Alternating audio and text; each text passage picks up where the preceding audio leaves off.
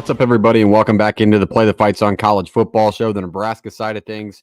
Another week is upon us. We are on week 6 of college football already. Nebraska stands at 4-1, coming off a 28-10 win in West Lafayette, Indiana against Purdue, who turned out to be a not very good team. Just like we previewed last week, we told you what to kind of expect from that game. Obviously, it was a little bit slower on the offensive side of the ball, which we'll recap that whole game before we get into Rutgers tonight. But the point of tonight's show is to preview Rutgers. Everybody wonders what this team looks like, what to expect from them. Hopefully, I'll give you a little insight on what to expect on the field this Saturday, 3 p.m. in Memorial Stadium. Should be a fun one. And I think a lot of people are shocked maybe by the line that came out. Nebraska opened as a 6.5-point favorite. I saw it up to 7 today, which is Monday. But I'm excited to be here. If you've never been part of the show, hit the subscribe button, hit the like button. We have a little competition going on between Iowa State, Nebraska, and Iowa. So it's another chance to beat those two schools. Hit the like button, hit the subscribe button. We want to blow their videos out of the water. I know Husker Nation can do so, and I appreciate you being here more than you know. So thanks for checking out the channel and the show. Hit that subscribe and like button today. Before we get into the recap of the Purdue game, let's talk about our partner at No Rivals, shopnorivals.com, premium collegiate designed hats.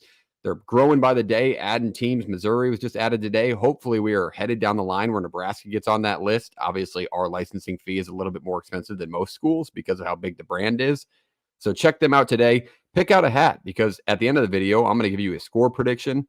And if you guess one below in the comments and you hit it on the nose, I'm going to send you a free cap from our partner over at No Rivals. Check them out today. And if you find one that you just can't wait to maybe get the free cap for me, use the code PTFS at checkout for free shipping, and we'll take care of that for you. You can get some just brand new, top-of-the-line collegiate hats. So shout out to them. They're a great partner. Shop No Rivals today. All right, with that, let's go into the recap of the Purdue game. Man, this one was ugly. Nebraska takes down Purdue 28-10 on the road. It's a good one to open up with on the road. There's some good experience that Nebraska will gain maybe from being in games, because how many games have we been in that were as ugly as Saturday, where all of a sudden we don't wake up in the second half, or maybe we score 7 or 14 in that first half with how ugly it was, but we just can't get anything going in the second. Like, it's okay to be 0-0 at halftime if we do what we did in the second half. Like, it's good for those guys to learn that we can be a 0-point team at half and still end up scoring 28 and handily win on the road. Wouldn't say it was a tough environment. Nebraska did a great job at traveling out there. Another check to our fan base. It's the best traveling fan base in America, best fan base overall. But just to prove it again, it was all red in West Lafayette, which is an insane town to travel to. So I love how insane we are. So shout out to you if you went to the game. But overall, my thoughts on this game, quickly, obviously, penalties are an issue for both teams in this one. Nebraska is not as bad as Purdue. I do want to raise a concern. I don't know how many people agree with me. Maybe drop a comment if you have a different thought, but I feel like maybe it's a schematic thing, but is Dylan underthrowing the ball maybe on purpose a few times because collegiate defensive backs seem to struggle really bad with not making a play on the ball and only focusing on the receiver? Those seem to be a penalty flag almost every time in college football now, and we got 3 or 4 of them on Saturday for 65, 75 plus yards in penalties, which is a huge benefit. But I just wonder if maybe Dylan is purposely doing that. And if he's not, I'd like to see a step in and maybe hit somebody on a stride, because Naylor and Banks had him beat a few times. Good news. I thought the running game was really good. I thought Emmett Johnson emerged. We've had this conversation on my X page before about how whether or not Emmett Johnson could be running back 1 for this team. I think he kind of came out as running back 1 in this game against a pretty bad rush defense, but he's so jittery in the hole and he runs hard. So I don't see why you don't at least maximize his carries with Dowdell this week, especially against this Rutgers defense, which we'll get into. But that was pretty much my overall offensive thoughts. Obviously, some things have to be cleaned up, but I thought the O-line was actually pretty good throughout the game. On the defensive side of things, we're a little bit back. That was nice. It was maybe, I get it, it's a lesser offense. I called Hudson Card Walmart Luke Altmaier for a reason, but we got to the quarterback. We did a good job stopping the run. They only had 50 yards on the ground when they averaged 180. So I really liked what I saw from the defense. Bullock got a pick 6. He deserves that more than anybody. He's been working his tail off, and he's been pretty elite for Nebraska all year.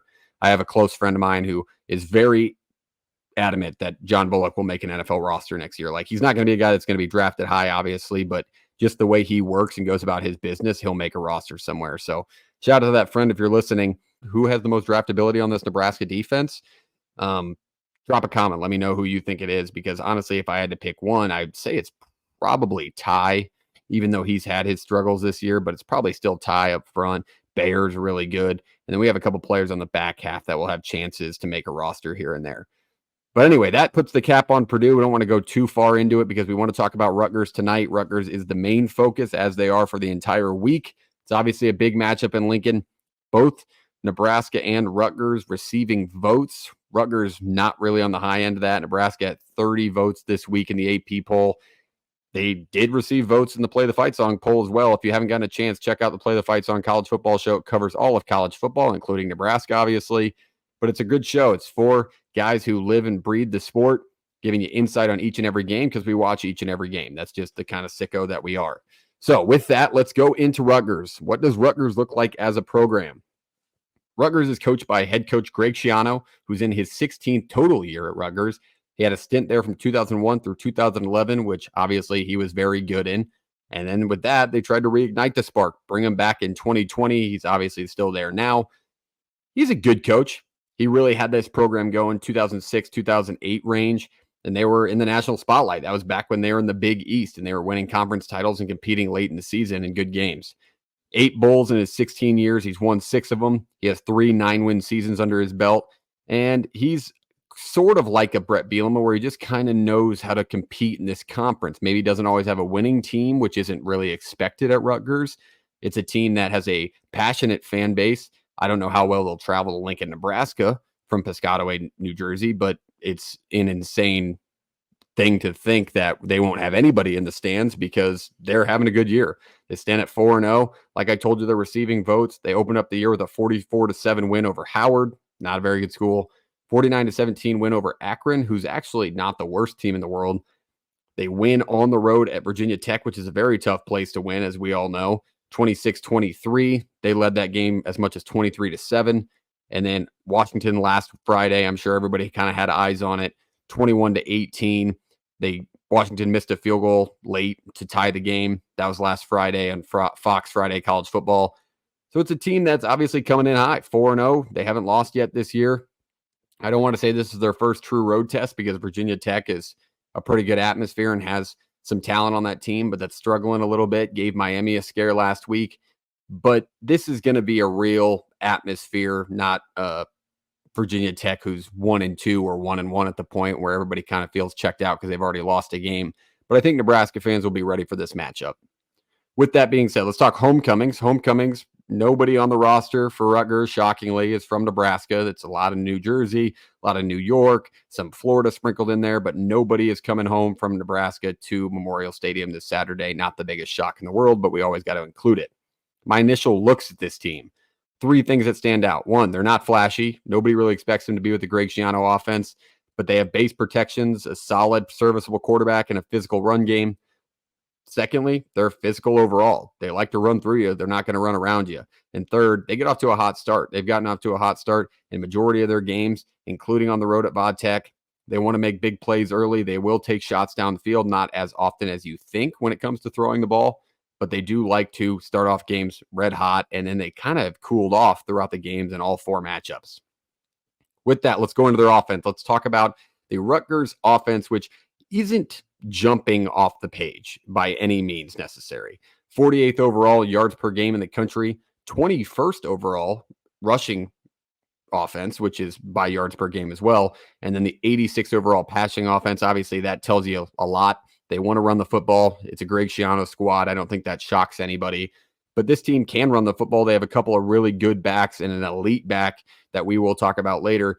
But that's their main focus, is they want to run. Their offensive line is pretty good. They've struggled more in the last 2 weeks, obviously with better opponents in Washington and Virginia Tech, but they're still good.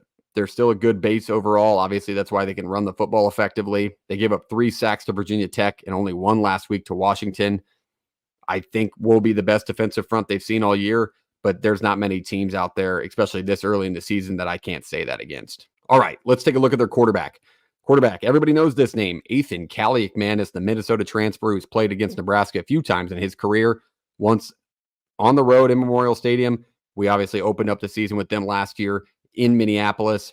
Pretty good quarterback, serviceable. Not going to be the game changer in most cases, but he can make the throws when needed.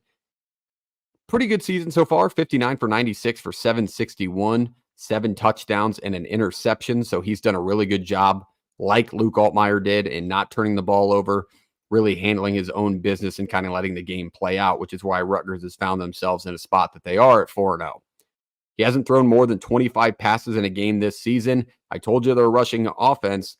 This shows you that again. They haven't thrown 26 times in any of the 4 games. They want to limit him when it comes to throwing the ball, but when he does, he's very effective.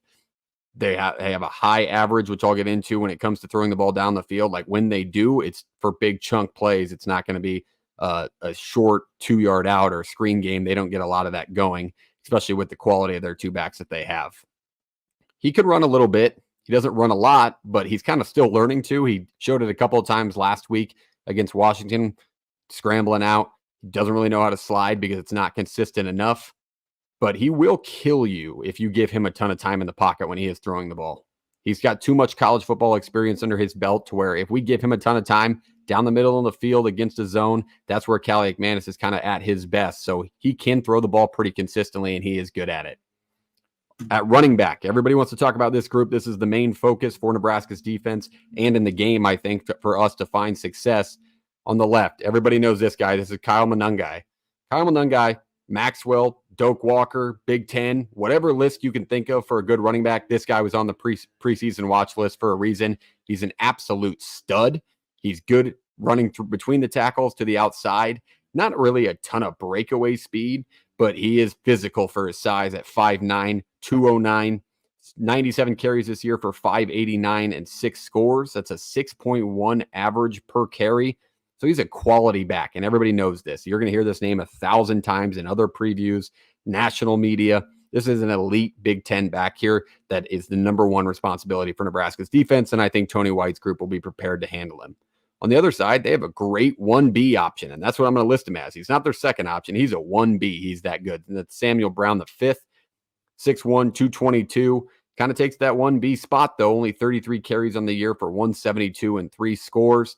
That's a 5.2 average, which is still obviously very good and why they run the football as effectively as they do. He's a good back. He's equally as physical. Both these guys will run through you. They don't look to run around you. They're not juke heavy, but they have the ability to run through you. They're both physical bodies, and they want to go right down the middle of the tackles and run somebody over for an extra 4 or 5 yards. So look for that this week. Is a lot of physical play. Hopefully Nebraska can stay healthy. Both teams can stay healthy. Honestly, that's what you hope for as a football fan. And it's going to be a good battle up front for Ty, Nash, and Jamari to see if they can handle it. And Bullock's been filling gaps well as well. So that's what I see from the running back group. On the outside, this is where the question marks arise because you talk about how low their passing offense is. So I want to highlight 2 guys maybe that you're not going to hear about on other shows. I think a lot of these Nebraska previews go around. You're going to hear a lot of the same names. Hopefully a couple of these are kind of like, all right, this gives me a different look on maybe what I'm going to hear from generic opinion 1. Leading it off, let's talk Ian Strong, 2nd leading recipient on the stat category. Obviously, this isn't the guy that you're not going to hear about, but he's taken a bigger role for this offense in the last couple of weeks, especially against Washington. He was kind of their go-to guy, stands at 6'3", 211, big, lengthy receiver. Going to be beneficial against Nebraska's defensive backs who are shorter. Sayre Wright, who was really good last week, by the way, and Malcolm Hartzog. Those are shorter guys. This is where I think they want to see that matchup with Strong, is just to outsize them, let Callie McManus make a serviceable throw and compete that way through the throwing game. And then on the other side, this is an interesting story here that hopefully you hear from other places because it is fun, but this is tight end Kenny Fletcher. And why does it look like that tight end is rushing the quarterback last year? Well, it's because he did change positions in the offseason, played wide receiver in high school. So he is playing tight end for Rutgers right now. 16 receptions. That leads the team, 122 yards. He's a really good player, man, and a very consistent player for this Rutgers offense. He's a guy that will be targeted. Where I see Nebraska's defense handling this offense is obviously through the air. But number one, we got to force a couple of turnovers. If we can get Kyle Monangai to fumble a few times, maybe pick off Callie McManus like we did in Minneapolis last year, that would be huge, even if it's just 1 or 2 to grab an extra possession here or there and keep these backs off the field. I also think its main focus is Callie McManus likes to get the ball out quick. A lot of these schemes are built for Callie McManus to maybe just 2-step drop, find a tight end, 2-step drop, throw it up, let him make a play. So look for that on Saturday from Rutgers offense. Let's flip pages now to their defense. Rutgers defense has not been incredible this year. They've given up their points, especially late in games, which is good news for Nebraska. But their defense ranks 73rd overall in the country, and that's giving up yards per game, 94th in that category for rushing, and 49th in passing. So obviously the passing defense has been a bit better. A lot of their defensive backs lead that tackling category for this defense. 3-4 multiple is kind of the base look of it. They like to disguise, just like Illinois does. They're with their pressures. They will blitz from different spots on the field, drop defensive linemen, give you different looks in the spy game. I do think the blitz will be heavier than what we've seen from them throughout this game with Raiola at quarterback, especially now that they've got film on what Raiola can do with time in the pocket. But they only have 4 sacks on the year. So they're not getting a ton of pass rush. They like to drop in zone and they don't want to get beat deep. Most teams don't, but this team really emphasizes not getting beat down the field. And with them only allowing 4 sacks, I expect our O-line, who's been pretty good in pass protection, to be even better this week. They don't really have a standout guy on that defensive line, but we will talk about one name here in a bit. They don't contain super well. I feel like we can expose them on sweeps. We've seen a lot of jet touch passes or maybe wide receiver action in the mix, especially with Barney. I feel like this team doesn't defend it, and we are going to see a lot of Barney on the edge this weekend, which I don't think any Husker fan is going to be mad about. Players to watch on this defense. I got 2 for you. Let's talk about both of them. Leading off, let's talk about senior defensive back Desmond Igbinosun. That's my best effort at that last name. I tried to listen to the pronunciation as many times as I could, but it's just a tough name. But a hell of a player, 13 solo tackles, 24 total on the year. He's a really good back half presence for this defense. He's going to be a guy that's obviously going to make an impact. Just like I said against Purdue, where they have a lot of defensive backs maybe leading their tackling categories. That's not always a good thing, because you're getting through that first wave. Their defensive line hasn't been fantastic, and they had to make tackles. So I look for our offense to be run-focused again this week, maybe even a little bit more than Purdue. I think that's what Nebraska fans would like. Let me know. But I would like us to run the ball a little bit more this week and control the clock a little bit longer and let Raiola set up shots off that. But on the other side, let's talk about the one defensive lineman I wanted to highlight, and that's Keontae Hamilton, 14 total tackles on the year. He's a solid player, doesn't get to the quarterback a lot. He doesn't have any sacks, but he is more of a middle gap fit, where if we're going to run between the tackles with Emmett, with Dowdell, with even Gabe, who we saw in the mix a little bit late last week, this is going to be the guy that they expect to make those tackles, and he's been making them all year. So that's another name to note within your expectations for Saturday. My keys to the game. What do I think will happen in this matchup? Obviously, it's a big one. We need to win this. It's a good chance to roll into Indiana, or in a bye week. We're due for a bye week, by the way, with a lot of confidence, because this is a good football team. And not a ton of times you're going to talk about Rutgers and say this is a really good chance for Nebraska to get a win against a good team. I thought last week was a good spot for Nebraska, where Colorado gets a big win on the road against UCF. Illinois competed in the whiteout environment at Penn State. So we got beat by a really good Illinois team. I think they're really good anyway. And then we handled what seems to be a Big 12 contender in Colorado, which nobody expected. But those are all good things for Nebraska fans to base things off of. And this week can just add to that list, because Rutgers obviously has that win against Virginia Tech and has already beat Washington. So that's a plus situation for Nebraska if they can grab a W this weekend. Main keys for me: run the ball, like I said. That's the focus. Chew up the clock. Keep their offense off the field. I don't want to see many of those backs, and I don't want to see them run the ball as much as they want to, because they can do it. Slow the game down. I already told you that. Lastly, take away the run. Expect short and tempo from this offense, because they've seen Illinois play us and how they beat us in our own house. They're going to want a tempo. They're going to want to throw short, 5-yard, 6-yard bubbles, 6-yard crossers. So maybe a little bit more press coverage. Sayar Wright now has a full game of experience under him. He was really good last week. I expect a little bit more press coverage, not getting beat by the little slants or out routes that we have been getting beat by pretty consistently. We need to wrap up. I told you how physical their backs are. We need to get guys down on first contact, not give up so many after contact, which is really what Rutgers has sparked this offense all year off of. And force Ethan to roll out. Get him out of the pocket, because if you give him time, he's going to kill you, like I said. So get him outside of the pocket. Let guys chase him down. He'll make his mistakes. And Ethan's one of those guys, and we've seen it before with Minnesota, where if he is going to throw the football in a certain direction, if there's a read that he knows, he's just letting it go. Whether or not it may be pretty close to being covered up, but we saw Omar Brown take advantage of that last year on a slant that he literally ran for the wide receiver. That's how I think we can force our turnovers this weekend, and that's where I look for it in the game. All of those keys will lead us to this, and that's 5-1. Before I put it up there, I already told you I think we're going to win. So drop a score prediction below. Let me know what you think the score of the game is going to be this weekend. And if you hit it on the nose, free hat for you. That's a $38 to $40 value. I'm not paying shipping because I'm going to use the code, or they'll use the code. So shout out to our partner at No Rivals. Drop a score prediction below right now after liking the video. And with that being said, I think Nebraska gets it done this weekend at home. And I feel like this is so weird because I'm a very realistic Nebraska fan. I can tell you if we're outmatched, and I get to talk about it here in a few weeks. But I really do think we win this one. 27-17. I haven't seen enough from Rutgers offense throwing the ball, and I think Nebraska's rush defense has been good enough to say I think they're going to have to throw the ball at some points. So I like Nebraska in this matchup, 27-17 at home on Saturday afternoon. This will be a huge win. This is just kind of where I see the game going with what I've seen from Rutgers defense. I watched every game. I watched all of them. I'm that type of sicko. I don't know how many people were watching Virginia Tech and Rutgers. I don't know how many people were watching Washington and Rutgers, but I was the sicko watching Howard and Rutgers. So I do that for you. Hopefully you can show me some support back by just clicking a like video, drop a comment, subscribe to the channel. That's all I ask, because I just love doing this and I love being a Husker fan. So with that, I think Nebraska gets to 5-1. 27-17 win at home, which would be big for the program. But that's all I got for you this week. We will talk to you next week where we'll recap this game, and then we'll just kind of update you on everything. It's time for a huge, this doesn't seem like a spot where Nebraska can lose, and Vegas doesn't think so either. I know a lot of people were shocked at that line, but it's time for Nebraska to kind of get that win that gets the fan base on board, because this feels like a spot where we would lose after a win on the road. But let's change the narrative this week, and I think Nebraska can get it done. So with that, I appreciate you being here. My name is Parks. Follow me on Twitter at Parkseats034. All Husker stuff all the time, all college football, no politics, none of that BS. But I appreciate you being here. We'll see you next week. Go Big Red.